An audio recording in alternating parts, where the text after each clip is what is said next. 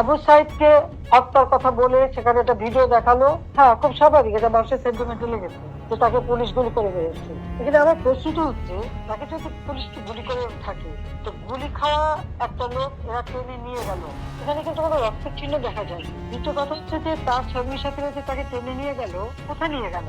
যার গুলি লাগবে তাকে তো সাথে সাথে হাসপাতালে নেওয়ার কথা।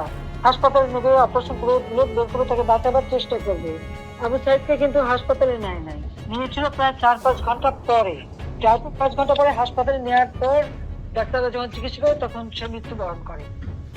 তার মাথায় আর একটা ভিডিওতে দেখা গেছে তার মাথা, ওরা যখন পুলিশকে ঢিল মারছে, সেও পুলিশকে মারতে মারতে এগিয়ে যাচ্ছে, তার মাথায় একটা ঢিল এসে পড়ে, সে মাথায় হাত দেয়। তাহলে প্রশ্ন যে এই একটা সেন্টিমেন্ট তুলে তারা যে এতগুলি জীবন নিয়ে খেললো, এর জন্য কে দেখবে?